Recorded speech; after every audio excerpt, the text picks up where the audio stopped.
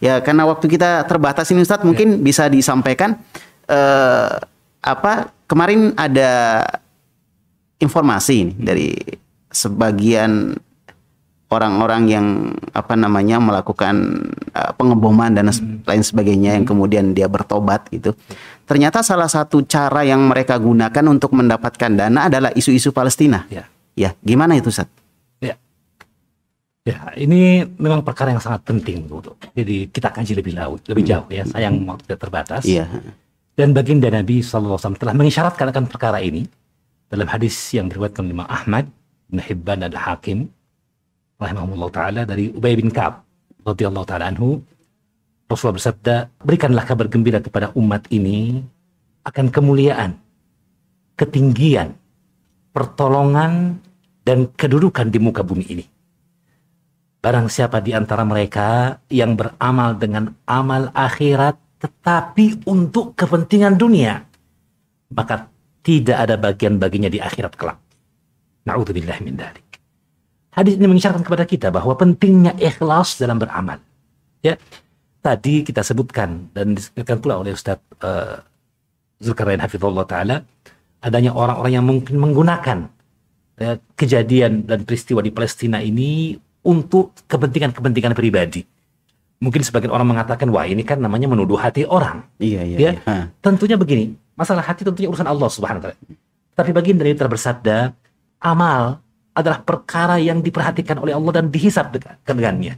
Dan amal ini mengindikasikan apa yang terdapat dalam hati kita.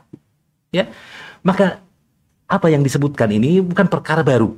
Ya. Saya ingat ada seorang tokoh dari Ikhwanul Muslimin, Ali Al-Ashmawi. Dia mengarang sebuah buku yang berisi tentang peristiwa-peristiwa yang dia lewati dalam masa hidupnya. Dia adalah tokoh terakhir, pemimpin terakhir dari pasukan khusus dari Ikhwanul Muslimin. Dan dia menulisnya setelah keluar dari penjara. Ya.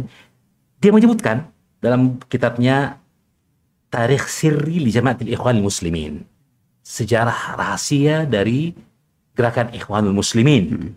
Kata beliau bahwa Ikhwanul Muslimin ini setiap ada kesempatan untuk memperjualbelikan peristiwa Quds, Masjidil Aqsa ini, maka mereka meminta untuk dibukanya bab untuk membantu. Ya, yang dimaksud tentunya membantu untuk membebaskan Quds, istilah mereka seperti itu, membuka pintu sumbangan untuk membuka lagi sumbangan-sumbangan, meminta sumbangan. Kemudian apa yang terjadi?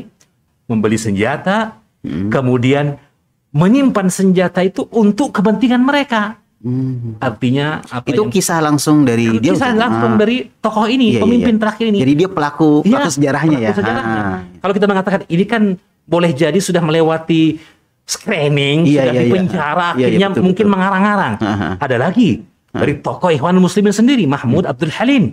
Ya, dalam kitabnya yang dia menulis secara lugas, ya, menjelaskan bagaimana masalah Palestina itu dimanfaatkan sejak dahulu oleh gerakan Ikhwanul Muslimin untuk mengumpulkan harta tadi. Oh, ternyata dari dulu Ustaz. Dari dulu. Oh, dari dulu ya. Dan mereka menggunakan itu, tujuannya untuk apa?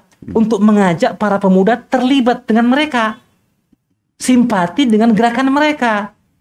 Dana itu sendiri, ini pengakuan dari beliau sendiri. Tidak kami antar ke Palestina. Kenapa? Kata dia, orang-orang Palestina sudah punya pedagang-pedagang besar yang dari Palestina sendiri yang membantu gerakan-gerakan perlawanan di sana. Adapun kita butuh dana untuk pergerakan kita. Apalagi Ikhwanul Muslimin kita masih di awal pembentukannya, awal perkembangannya. Itu pengakuan beliau sendiri ya dalam kitabnya yang dia menulis tentang perkara tersebut, ya, pengakuan langsung dari dia, ya. Jadi ini menunjukkan kepada kita, ya, jadi dalam kitab Al-Ikhwanul Muslimun Ahdathun Sana'at At-Tarikha. Jadi Ikhwanul Muslimin adalah ahdath, peristiwa yang menciptakan sejarah gitu, ya. Ini adalah pandangan tentang Ikhwanul Muslimin dari orang dalam sendiri gitu, ya.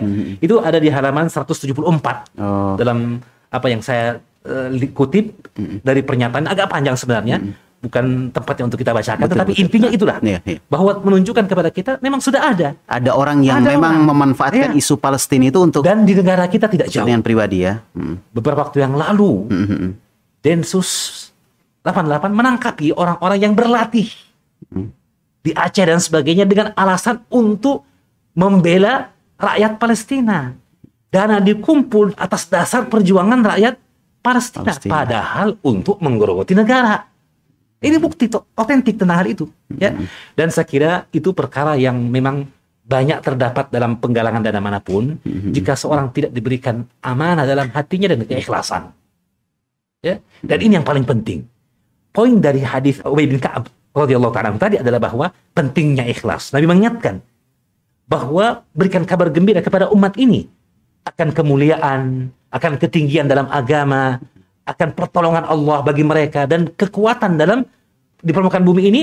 Tapi diingatkan, barang siapa yang diantara mereka beramal amal akhirat dengan kepentingan dunia, a'udzubillahi min dzalik, dan ikhlas dalam amalnya, maka di akhirat tidak ada bagian baginya dari pahala sedikit pun. Ini mengisyaratkan kaitan bahwa kemuliaan tadi, ketinggian tadi, kedudukan di muka bumi ini diraih dengan keikhlasan. Ya. Dan seperti yang disebutkan tadi oleh Ustadz Zul hafizahullah ta'ala, bagaimana dalam perang Hunain. Jadi ini bukan masalah jumlah banyak atau sedikitnya. Ketika perang Hunain, kaum muslimin jumlah yang banyak. Betul. Sampai sebagian di antara mereka menyangka. Artinya sudah menang di apa namanya? Iya, hitam di atas kertas ya istilahnya. Kita menang sudah ini. Benar. Ya. Jumlah kita kuat gitu. Tapi Allah berikan peringatan dengan hal itu ketika menakjubkan kalian banyaknya jumlah kalian. Kenapa? Mengingatkan untuk tawakal, tauhid tadi. Tauhid inilah dasar kebangkitan itu. Dasar kemuliaan itu adalah tauhid.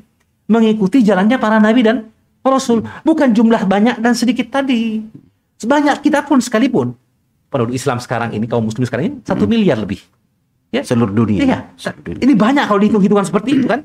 Tapi sekali lagi, ya, kalaupun banyak dan semuanya pegang senjata, belum tentu kemenangan itu di tangan kaum muslimin jika tauhid mereka keropos.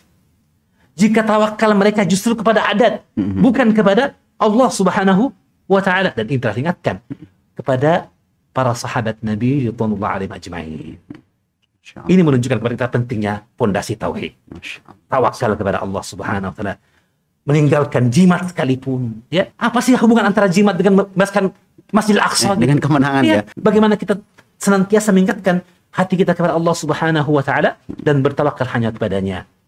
Mengambil asbab, kita pun lakukan itu, tetapi tetap dengan bertawakal kepada Allah Subhanahu wa ta'ala. Dan mengambil asbab, bentuk dari tawakal kepada Allah Subhanahu wa ta'ala. Begitu. Insyaallah. Assalamualaikum Ustaz. Ini faedah yang luar biasa sekali dari guru kita Ustaz Ibnu Yunus hafizahullah ta'ala.